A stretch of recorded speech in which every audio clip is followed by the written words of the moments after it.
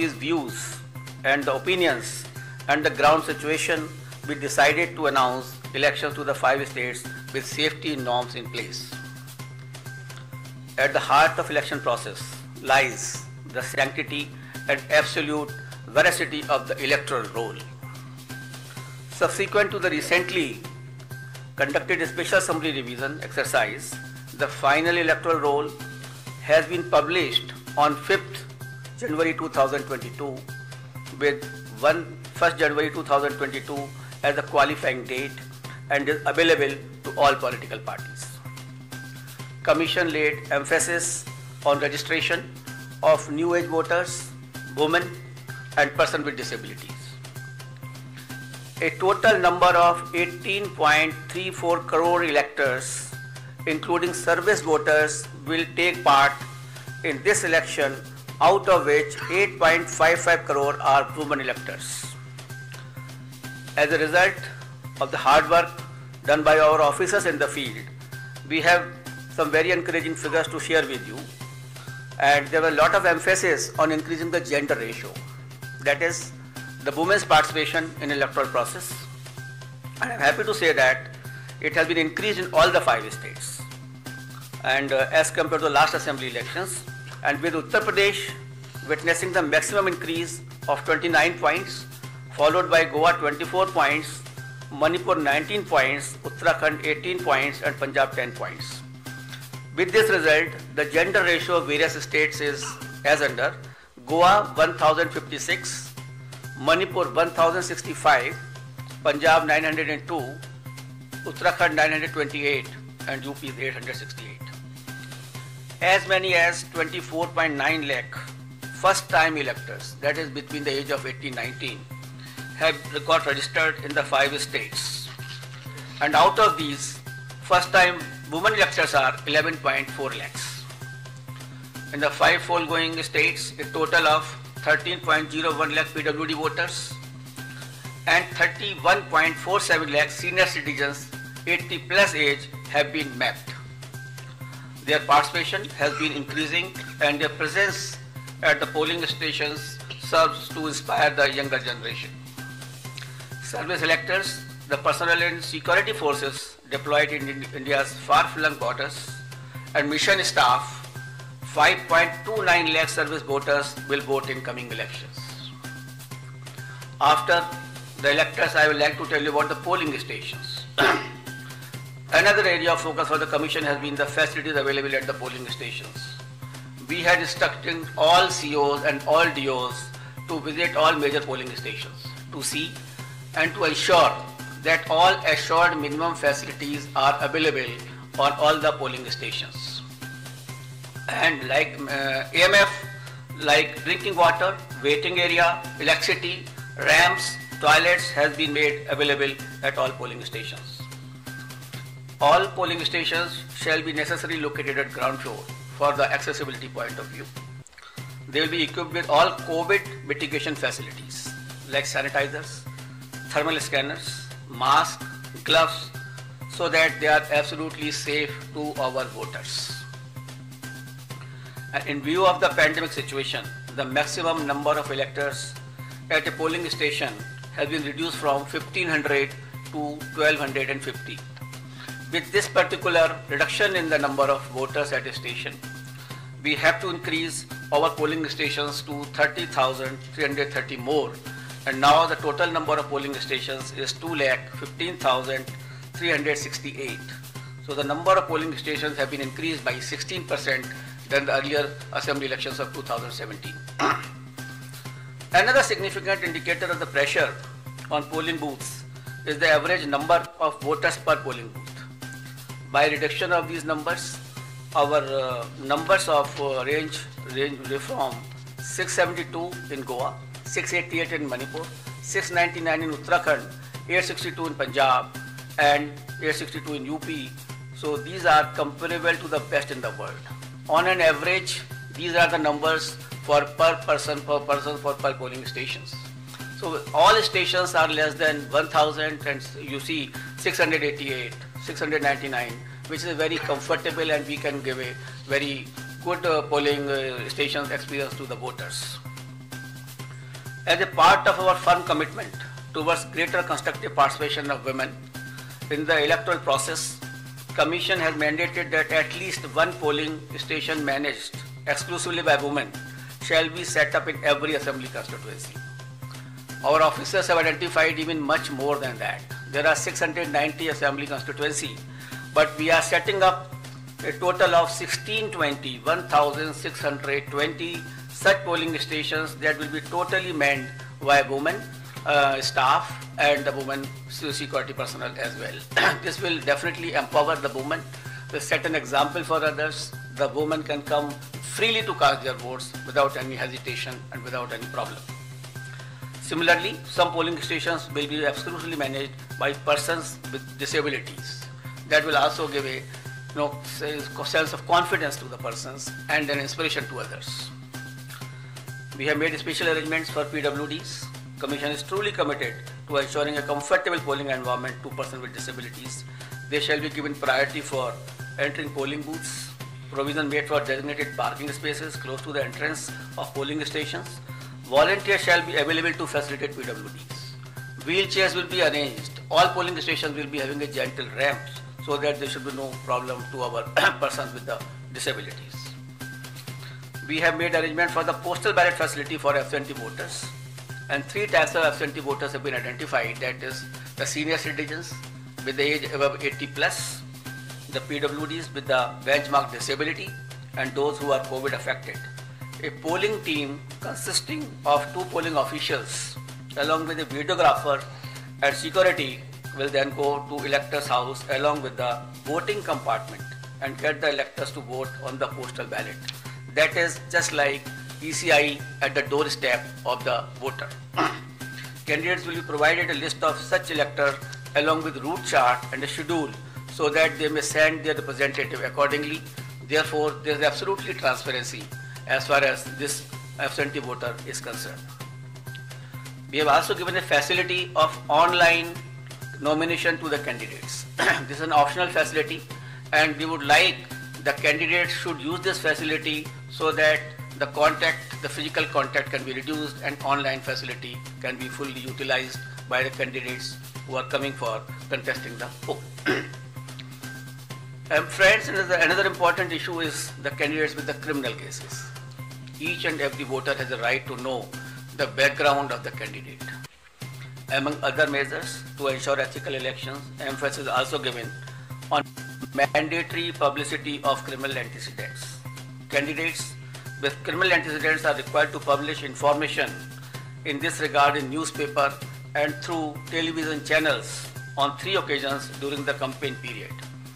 Besides this, it is also mandatory for political parties to upload on their website at the home page detailed information regarding individuals with pending criminal cases who have been selected as candidates.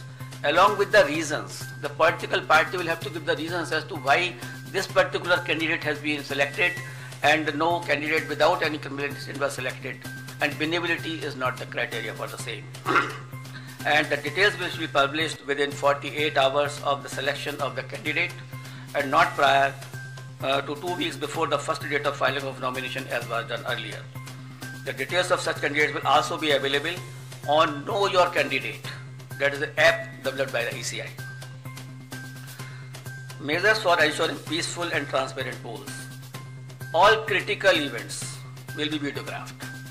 To closely monitor the proceedings on the poll day without violating the secrecy of the voting process, the Commission has directed that arrangements for webcasting shall be done in critical polling stations and all polling stations in vulnerable areas, or at least in 50% of total polling stations, including auxiliary polling stations, whichever is higher. We have seen the preparations of the officers in this regard. The officers have been guided that absolutely on objective criteria, the critical stations and the vulnerable areas should be selected. And I'm happy to say that at least more than 1 lakh polling stations across the 5 poll-bound states, which is roughly 60% of all polling stations, are covered by webcasting. To ensure further transparency, the officers of the civil services drawn from IAS, IPS and IRS and other account services shall be deployed as central observers in the coming elections. nearly 900 observers, general observers, police observers and expenditures observers will keep a watch on every aspect of elections in the field. The special observers will also be deployed if necessary. Another important issue is the expenditure monitoring. As you are all aware that only 2 days before we have increased the limit of candidates for the elections as far as expenditure is concerned from 28 lakh to 40 lakh. As per revised limits pertinent to these 5 elections, the limit on candidate expenditure for the state of Punjab, Uttarakhand and UP will now be rupees 40 lakh, and for Goa and Manipur it shall be rupees 28 lakhs. And this also has been increased in view of keeping the digital modes of communication and the campaigns. The Commission has zero tolerance towards abuse of money power and misuse of the government machinery, as some of the political parties have mentioned to us. Officials have been instructed to monitor expenditure-sensitive constituencies and ensure comprehensive and coordinated actions. Conducting inducement-free and ethical election is of a prime importance for the Election Commission of India. Commission, wherever had gone to all the 5 states, held meetings with all enforcement agencies, whether it is from income tax, the DRI, the excise department, the railways, the airport authorities. All enforcement agencies were met. We met all the enforcement agencies. We saw their positions.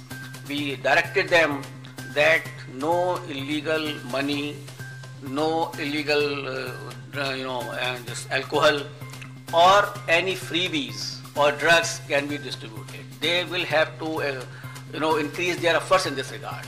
We had monitored the seizures which were made by them so far. We have asked them to expedite the seizures. We have asked them to block the flow of liquor into their states which are poll bound. So a comprehensive plan has been prepared by them also. And again, when we were to go, we will have to examine it. We have to see that we are absolutely for inducement-free elections in all the 5 states. Voter EVMs in all the polling stations, the EVM and VVPAT will be utilized, and Commission has already made arrangements to ensure availability of an adequate number of EVMs and VVPAT for the smooth conduct of elections. I'll also mention about the important IT tools which are important for the election purposes. And the first is the Suvidha app, which has been developed for all political parties, and they can fix their campaign areas. They can ask for the grounds through that app. They need not to require to go to any place, to the DO's office, or there's an app on which they can directly apply. And the PWD app is also there for the person with disabilities, and definitely they can ask for the wheelchair, the free transport facility, and other whichever facility they require, so that they can facilitate their movement to the polling stations. An important app is the C-Vigil application. We would like, for any election purpose, it is Jan Bhagidari, the pupil participation, which is important for any good election. Therefore, the C-Vigil app should be used by all persons, general public, the voters, and that particular app can be downloaded, and any incident of violation of MCC, distribution of freebies, distribution of money can be uploaded on that. You just take a picture, click it, send it, and within 100 minutes the Election Commission of India's officer will definitely reach to that place, because automatically latitude and longitude are available with us on that particular thing. So C-Vigil is a tool which empowers the public to clean the system, and we request and we earnestly request the persons that they should use this C-Vigil app. And it has been used also by some of the states where very good results had come to us. And by this methodology, even the candidates, the political parties and ECI will have a complete control that where is the freebies distribution or the defacement of the property of anything like that, or a violation of MCC, that will come immediately to our notice, and action will be taken accordingly.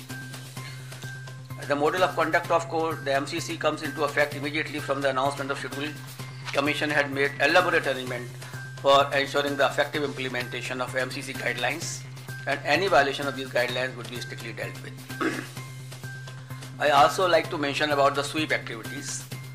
Friends, sweep initiatives, that is the systematic voters education program which we have, is a very important program through which we reach to the voters, and we want voters to be aware about their rights. Voters should be aware about the polling booth safeties. The voter should be should know how to how to go to the polling stations, how to cast their vote, how to use EVM. So this is the basic thing, and how to increase the participation of the voters. That is a very big thing before us. So through our sweep activities, we will make outreach programs to our voters to make them aware about the safety standards at the polling booth, so that they can be assured that the polling booths are absolutely safe. We will tell them about the assured minimum facilities which are available on the booth. And similarly, a voter's guide, a small voter guide, will also be provided to the voters along with the EPIC card. And the first time voters will also be given a letter giving in a voting and the various features as to how the elections are to be conducted, to make them empowered actually. Until unless you make the voters empowered, until unless they realize their duties, and unless they are absolutely informed, the election process will not be clean. So it is our endeavor through the sweep activities or otherwise that outreach program should be absolutely vibrant and we can reach to the voter. And one more important area for the voter participation, that we have identified all the polling booths where the voters' participation was less in comparison to the earlier years or otherwise also. That the national average or the state average is suppose 80%, and then we have identified the polling stations where it was much less. So the targeted intervention will be made by the sweep activities, by the BLOs, and to find out that why that particular percentage was less. For a strengthening of the democracy, it is essential that all persons should participate. The 60% or less or 50% participation is not sufficient, and the Election Commission of India is trying its level best to make a targeted intervention to motivate the persons that they should come out to the polling in large number of the cases. Now I come to COVID protocols and COVID safe elections, I think, for which many persons are waiting, and lot of queries are coming even before announcement of the polls. I will start that there were a lot of queries on this issue, that what will happen, what is going to happen. But I would like to start with a very couplet. यकीन हो तो कोई रास्ता निकलता है, हवा की ओट भी लेकर चिराग जलता है. So therefore यकीन होना चाहिए. We should have a yaqeen, we should have a faith, we should have a absolutely belief that we can pass through this particular pandemic also through our safety measures, through our proper following of the COVID appropriate behavior. Only then we can sail through effectively, safely into this election process, as has been done in earlier past elections also. The decision to go ahead with scheduled elections was taken after much deliberation, discussions, and careful analysis of the ever dynamic situation. The situation is very dynamic. It is not static. Nobody can predict. Nobody could have predicted earlier also, a month before. So the situation is very, very dynamic. Let me go back to the Constitution of India on this issue. Article 172(1) states clearly that every legislative assembly of every state, unless sooner dissolved, shall continue for 5 years, and no longer.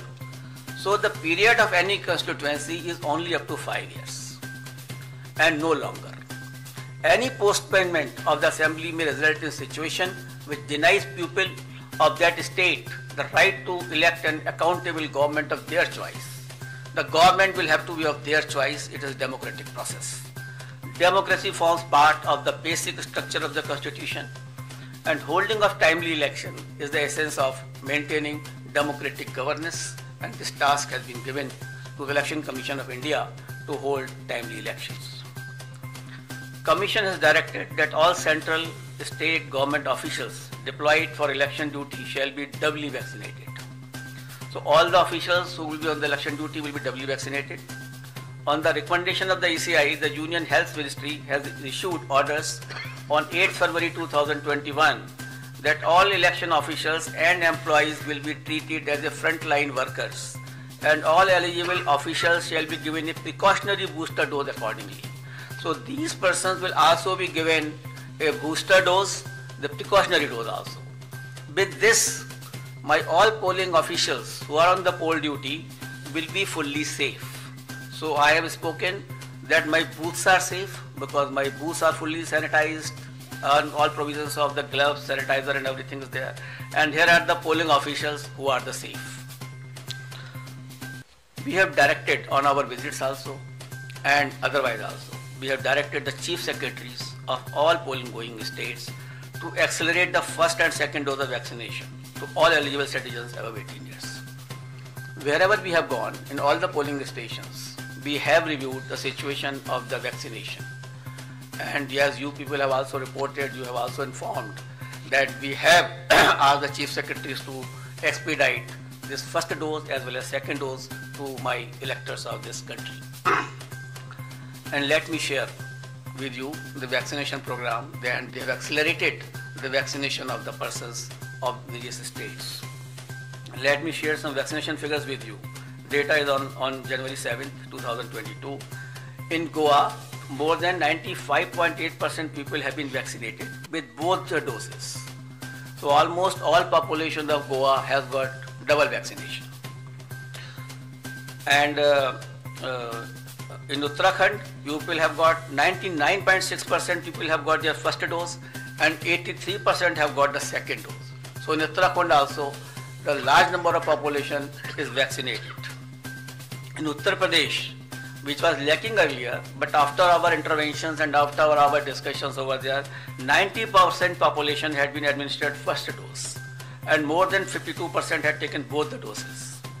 In Punjab, 82% had been given the first dose of vaccination and 46% covered by both the doses.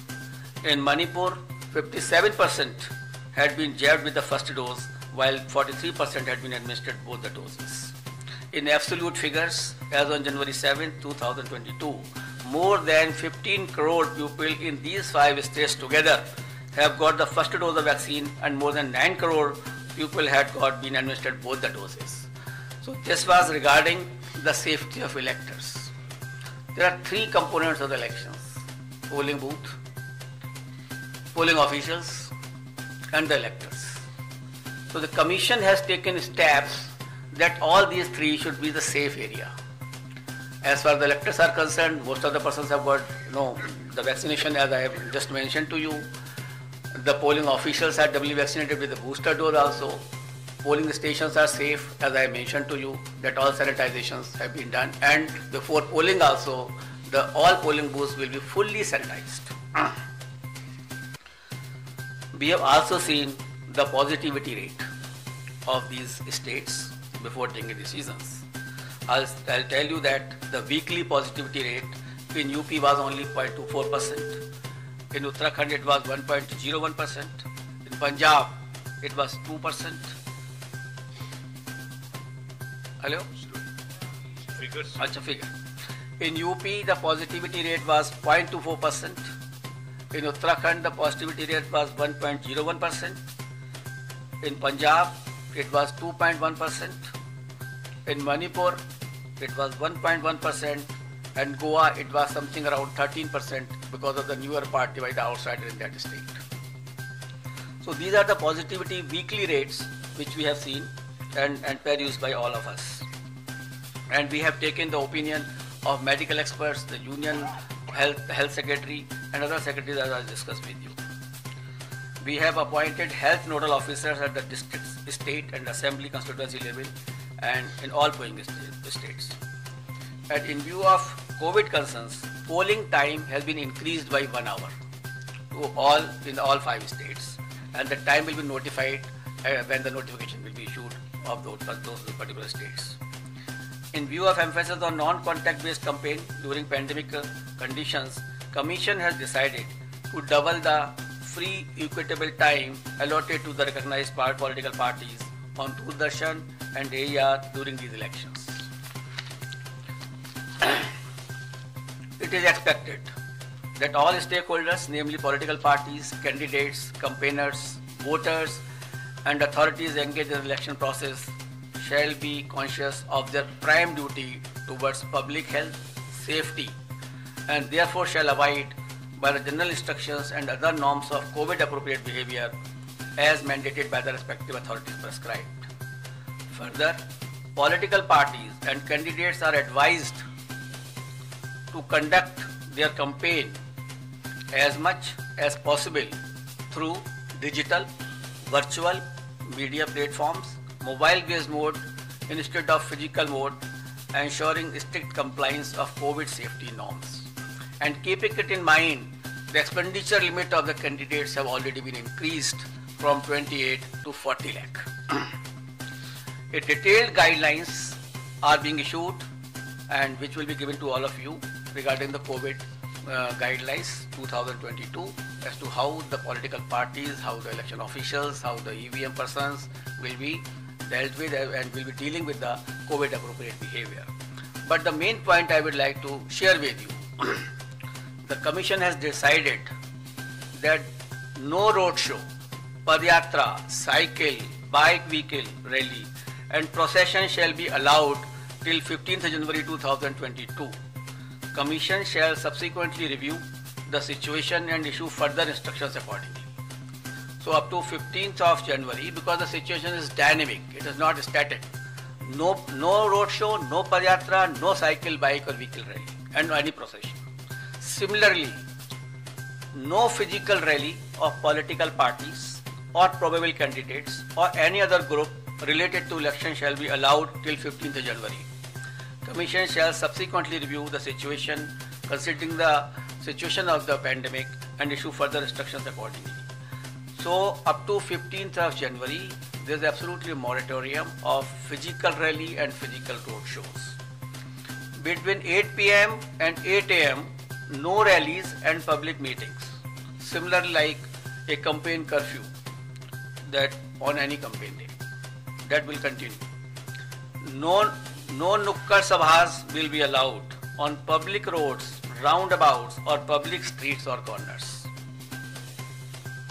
Fifth, no victory procession after the counting shall be allowed and not more than 2 persons shall be allowed to accompany the winning candidate or his or authorized representative to receive the certificate of election from returning officers. So we are reducing the physical contact, physical availability, and we are saying that more and more virtual and virtual rallies, virtual campaign should be done. However, physical rallies during the campaign period, if after considering the situation, which is very dynamic and when permitted after the decision of the Commission, shall be conducted subject to adherence to COVID-19 guidelines. The maximum limit of persons allowed for indoor and outdoor rally meeting shall be as per existing directions of SDMAs. For these meetings, political parties shall distribute masks and sanitizer to persons attending and maintain COVID protocol at entry and exit point. Further rallies and meetings shall be allowed only in earmarked places and with prior permission of district administration. Door-to-door campaign, a maximum of 5 persons including candidates, excluding security personnel if any, shall be allowed to do door-to-door campaign. Each political party candidate shall have to furnish an undertaking in the application form under Suvidha that it shall abide by all the extant instructions, guidelines in this regard. So an undertaking will also be taken whenever any rally will be allowed. Later on, when we review the situation after 15th or something like that, only then again also these undertakings, COVID guidelines have to be strictly followed with each and every person who is involved in the campaign. Let me finish him after that. Please finish. We'll take up your questions thereafter. Non-compliance of instruction. Anybody violating the instructions on COVID measures will be liable to proceed against as per the provisions of the Disaster Management Act, besides legal action under IPC and other legal provisions as applicable. And the prime responsibility will be resting with the CS and DO as mandated under the DM Act. And our guidelines specifically reiterate this legal position, and the guidelines will be given to each and every one of you. It is reiterated that in case of breach and disregard to the above guidelines, the Commission will not hesitate in cancelling the rallies or not allowing any further rallies. by that party. So the COVID protocol is absolutely quite restrictive and quite strong basically that way, so that we can see that no physical rally will be done up to 15th of January. Media, I would like to come to the media now. Media has always been a friend of ECI and has played a very significant and positive role in elections, and this time also we implore them to help us reach out to all stakeholders regarding safety norms and higher voter participation. It is you only who communicate our message to the public. It is you only who motivates them to cast a vote. It is through you only that we send our messages to them. So you are our friend and you are the person who can help us in achieving our goals. Social media has also become an important component of life, and Commission has been engaging with social media platforms since 2019, and a voluntary code of ethics had come into play, which will also be applicable. Commission has been engaging and requesting all political parties and candidates to ensure that their supporters do not indulge in hate speeches and fake news. Strict watch on social media posts is being kept to ensure election atmosphere is not vitiated in any manner. Any person or organization indulging in such malicious activity will face harsh consequences. Now I will come to the schedule of elections, I think, which you are waiting, and that is something which is very important and a very most important thing. During this time, we have also seen and perused that how the elections were conducted in 2017, how they were conducted in 2012. In 2012, it was done, all the 5 states were done in 9 phases. In 2017, it was done in 8 phases. And now we are reducing it by 1 more phase, and all elections of 5 states will be conducted in 7 phases. I will give you the, I will read it and I will give you. Total 7. All the 5 states combined together will be completed in 7 phases. I will give you a detailed chart, then you can understand more. Should I start? Because for this you are waiting. That will not be complete without starting this thing. And the first date of the issue of notification will be 14th January 2022, and which will start from Uttar Pradesh. This will be the first phase of Uttar Pradesh. The issue of notification is 14th January. Last date of nominations 21st January. Scrutiny of nominations 24th January. Last date of withdrawal of candidature 27th January, and date of poll 10th February 2022. This is the first phase. Now let us come to the second phase, which is a very important phase. In second phase, we will be covering 4 states. Uttar Pradesh second phase, Punjab in 1 phase, Uttarakhand in 1 phase, Goa in 1 phase. So Uttar Pradesh, Punjab, Uttarakhand and Goa. In second phase, Punjab, Uttarakhand, Goa will be over. And here the issue of notification will be 21st January. Last date of nominations 28th January. Scrutiny of nominations 29th January. And last date of withdrawal of candidature 31st January. And date of poll 14th February, that is Monday. Third phase, only Uttar Pradesh. That is issue of notification 25th January. Last date of nominations 1st February. Scrutiny of nominations 2nd February. Last date of withdrawal of candidature 4th February. And date of poll 20th February, that is Sunday. Uttar Pradesh 4th phase, issue of notification 27th January, last date of nominations 3rd February, scrutiny of nominations 4th February, last date of withdrawal of candidature 7th February, and date of poll 23rd February. Uttar Pradesh 5th phase and first phase of Manipur. Manipur will be done in 2 phases. So on 5th phase, we will be having Uttar Pradesh 5th phase and Manipur 1st phase. Here the issue of notification is 1st February. Last date of notification, last nomination 8th February. Scrutiny of nominations 9th February. Last date of withdrawal of candidature 11th February. And date of poll will be 27th February 2022. Uttar Pradesh 6th phase and Manipur 2nd phase.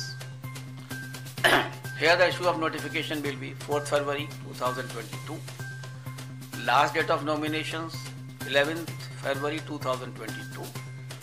Scrutiny of nominations 14th February 2022. Last date of withdrawal of candidature 16th February and date of poll 3rd March, that is Thursday. That way Manipur also completed the 6th phase. Uttar Pradesh 7th phase. Issue of notifications 10th February. Last date of nominations 17th February. Scrutiny of nominations 18th February. Last date of withdrawal of candidature is 21st February and date of poll is 7th March. So on 7th March all polling will be over and the date of counting is 10th March 2022, that is Thursday. Last time 2017, the elections were announced on 4th of January and the counting was on 11th and here we are announcing on 8th. So we are squeezing the time also and the faces also. And नेता की बोली हो या घर पहुंची चुनाव की टोली, नारों के दौर में असल मुद्दे खोते जा रहे हैं, लेकिन हम ऐसा नहीं होने देंगे। बयानवीर नेता की पहेली या दल बल्लू नेता की चंद चुनावी खबरों में हम अंदर तक जाएंगे, हम खबरों में से खबरें निकालेंगे। चुनावी दफ्तरों की चहल पहल या नेता नगरी की कोई, हर घटना खबर नहीं होती, हर भाषण खबर नहीं होता। खबर वो है जो बदलाव लाए। नेताओं के कामकाज का रोजनामचा या गली मोहल्ले से उठ रही आवाज, नारों के शोर में असल मुद्दे होते जा रहे हैं, हम ऐसा नहीं होने देंगे। हम मुद्दे उठाते रहेंगे, नेताओं को जगाते रहेंगे। चुनावी खबरों में हम अंदर तक जाएंगे, हम खबरों में से खबरें निकाल कर लाएंगे। देखते रहिए आई विटनेस न्यूज। 24 घंटे 7 दिन देखते रहिए आई विटनेस न्यूज।